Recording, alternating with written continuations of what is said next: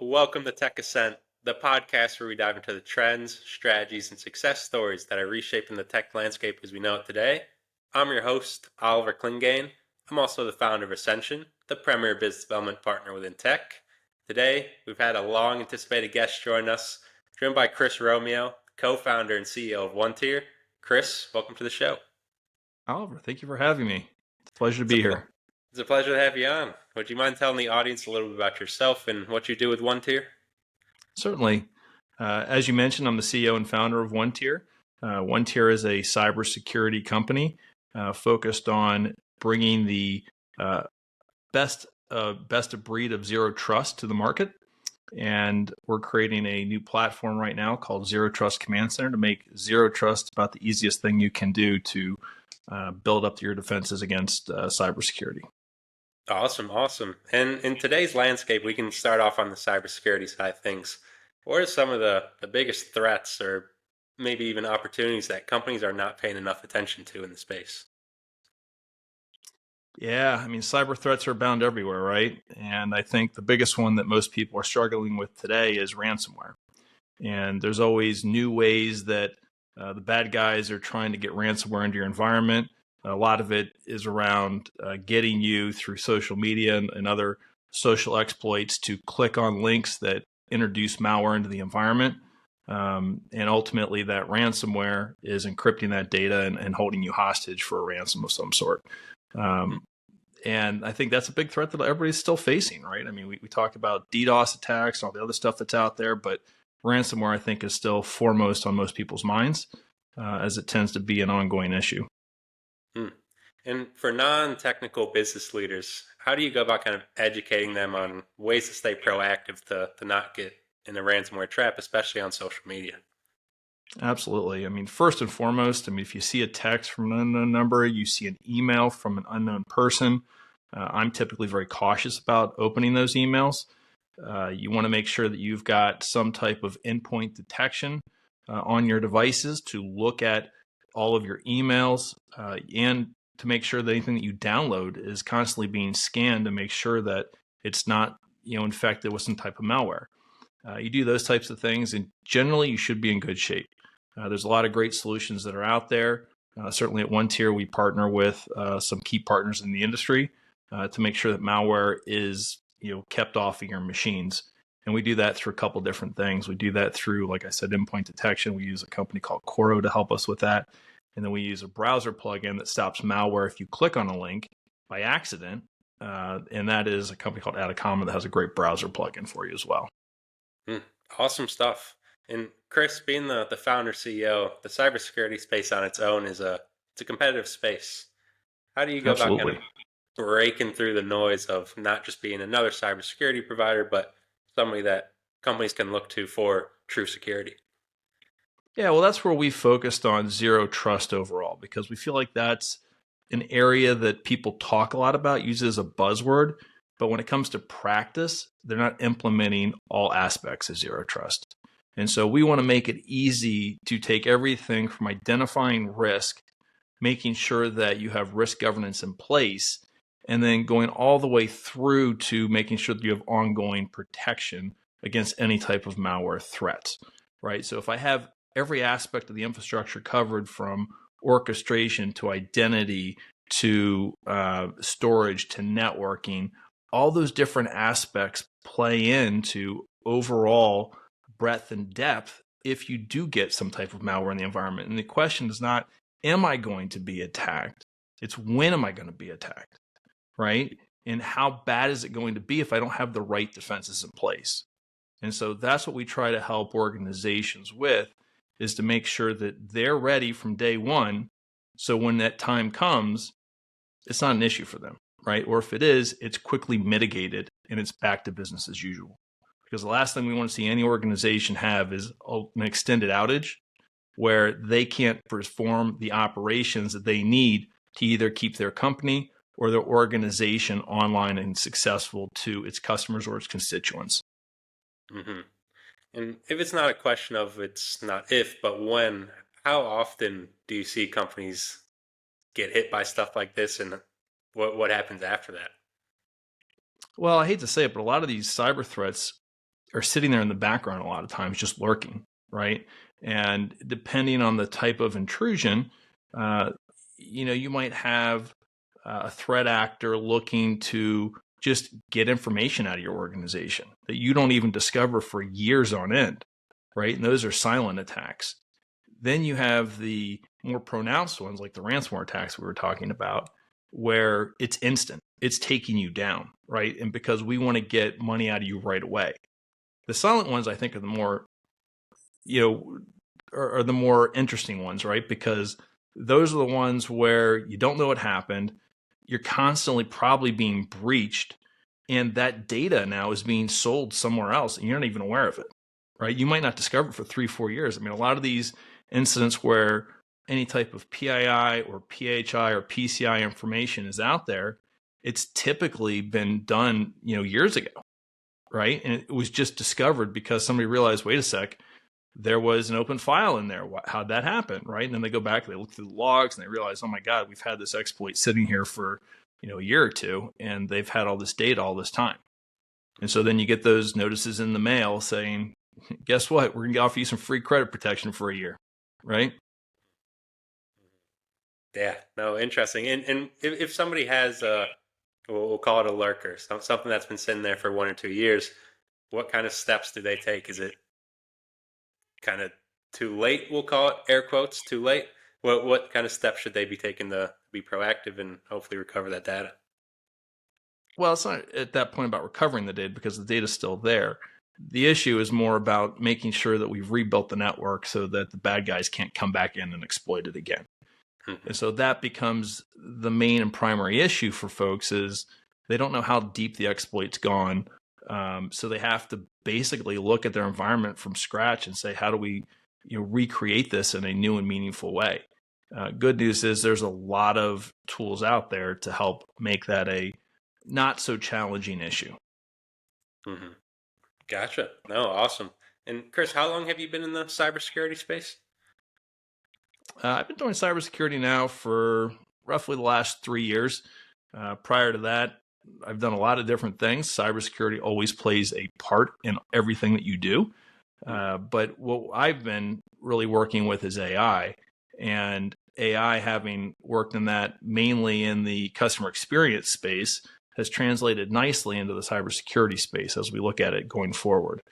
And so what we're doing now is we're looking at how we can take these new large language models, build them into cybersecurity, look for patterns, and now be proactive in helping people to protect their environments. And with this big boom of AI in the cybersecurity space, obviously you guys are taking advantage of it. Do you see it as more of an asset or is it a threat to the space? It's both, right? I mean, you've got the bad guys using it to create new exploits. At the same time, you have technologies like what we're building to look at all aspects of your environment and see patterns that you might not see otherwise if you didn't have an AI looking at them. And so if I can recognize patterns quickly, I can remediate any issues that something might be happening in the environment quickly so that it doesn't affect and make me take down the whole environment for extended periods of time. Gotcha. And I'll kind of tie it back. I asked earlier about how you educate non-technical founders about cybersecurity. Now that AI is kind of we'll call it a buzzword, how do you go about, once again, kind of educating prospects, clients, customers on the use of AI, why it's important in cybersecurity in your offering? Well, there's a lot of different ways. This is a great avenue for us to be able to do that. So I do appreciate you having me on today because it's podcasts like this that educate folks. It's also, articles that we can put out there. There's, all sorts of other different media types. But the reality is that, when we can talk to people directly, explain the problems to them, have those conversations in a meaningful way, that typically leads to action. And that's ultimately what we're out there for, is to make sure that people are taking action against these cyber threats versus just having them happen and then being reactive to them. Nice. And being the founder of a cybersecurity company, what made you want to kind of go on this mission? Well, it's something that my co-founder and I, Tabor West, have long discussed. And it was something that we felt that we could meaningfully contribute to. And I didn't want to get into anything that I couldn't add value to. And I feel like with what we're doing here, we're on a mission. And it's a mission to help organizations to prevent themselves from being taken advantage of by these cyber criminals. Yeah, no, it's a great mission. It's a great value proposition. And as you kind of navigate in the space, you've been in cybersecurity for 3 years. What kind of lessons have you learned over the past few? Well, I think that's just about being at a startup in general. And what that really is about is the road is never straight. It's always got, curves in it. It's got hills in it, and it's going to have its ups and downs. And you got to be ready for that ride on a daily basis and be ready to pivot and, kind of take a different direction on things. And, even here at OneTier, we've had that to a degree over the last few years as we've, looked at what the initial product portfolio was, what it is today, and what we're building with Zero Trust Command Center. Mm-hmm. And over the last 3 years, you've gathered plenty of experience, I'm sure. Looking forward about 3 years, what kind of predictions do you have for the cybersecurity space? I think it's going to be a very different marketplace. And I'm encouraged by the fact that, tools like what we're building with Zero Trust Command Center are going to be able to adapt and defend for organizations in a way that they can't do with humans today. And, ultimately humans are still there as overseers. We need to have that 100%. But at the same time, we can't act quick enough to keep these bad guys out. And a lot of times it's because we have delays in the feeds that we're seeing. So attacks have already happened by the time we're able to even get in there and defend the network against them and the infrastructure overall. So now with AI, we expect that to be a much better partnership between humans and machines to make sure that we keep the bad guys out.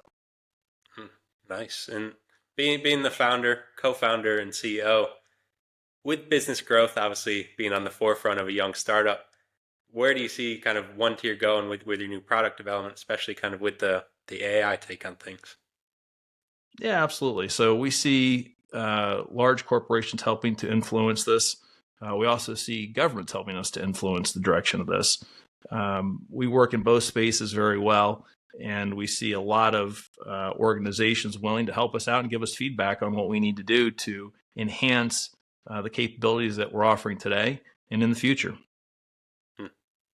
No, it makes perfect sense. And I kind of want to dive into that a little bit. We talked to tech founders across the space, not just in cybersecurity, but software, IT, bit of everything.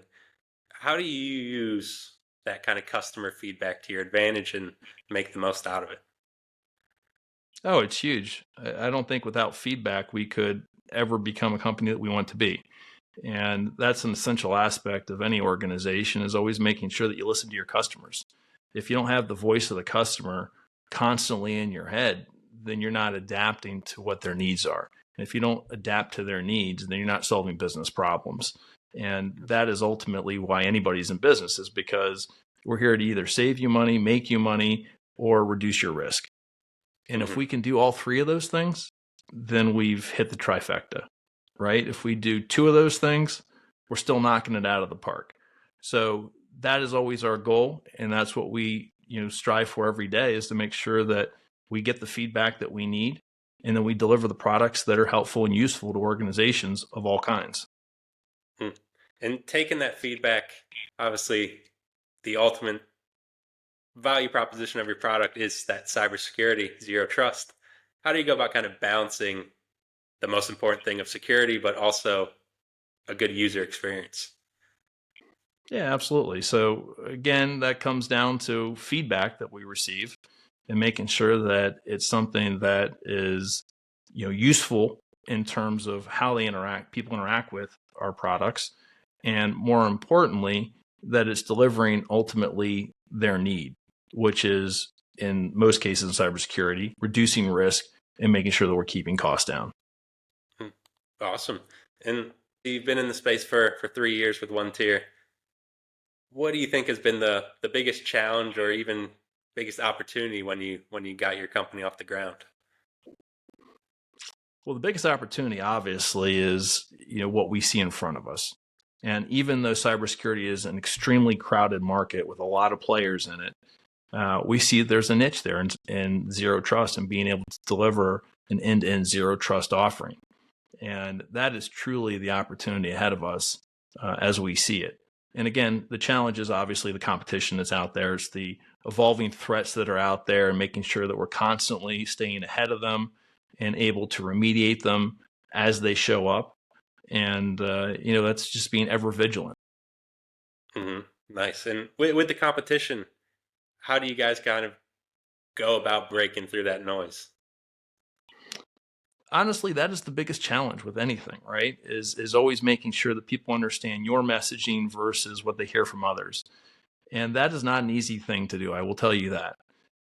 However, when you get in front of the right people, and that's ultimately the goal, is to get in front of the right people, they understand the differentiation that OneTier brings to the table versus the competition.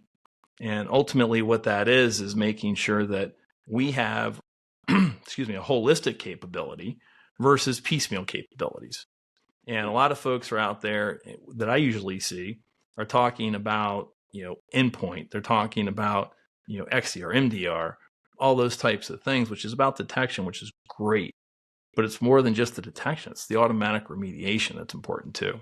So anytime that we can deliver that capability on top of it and doing it in a way that is, throughout your cloud infrastructure, throughout your on-site infrastructure, your endpoint infrastructure, it's a holistic, all-point solution. That is really the differentiator. And people that understand the space understand that is important to them. Mm-hmm. Oh, I love it. I love it.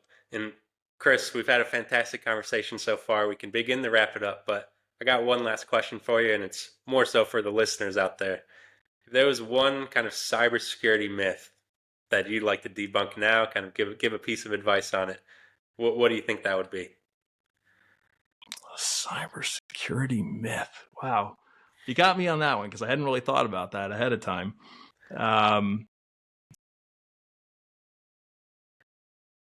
It's that I think that you're secure when you're not, right? Everybody assumes that because we have the basics in place that we're secure, that we're not vulnerable. At the end of the day, everybody's vulnerable at all times, right? You're never going to be completely secure. As much as you want to put all the systems in place to do that, you are going to be breached. So the question then becomes, how quickly can I recover from it, right? Is that something that can be automated, that can keep the downtime to a minimum, that can keep the breach to a minimum, and the exploit of my data to a minimum? That is the key. And that is what we're focused on here at OneTier. I love it. I love it. And one last question for you. Looking forward over the next kind of 12, 24, 36 months, what's the goals? What's the mission for OneTier? Certainly. Our goal is obviously that we want to be the best in the business. We want to grow rapidly. We are focused on that first and foremost, and building an organization that can scale to the needs of our customers. Awesome. No, I love it. And I think we've had a great conversation. Can see you've got that leadership mentality. You've got big vision. So look forward to rooting you guys on. And I think you guys got whatever you got in I store for appreciate us. it, Oliver. This has been a fantastic conversation. I thank you for having me on. No, I appreciate it. And for everybody listening, I'll be sure to tag Chris and OneTier down in the description if you guys want to go check them out. But Chris, once again, thank you for coming on. Thank you, Oliver.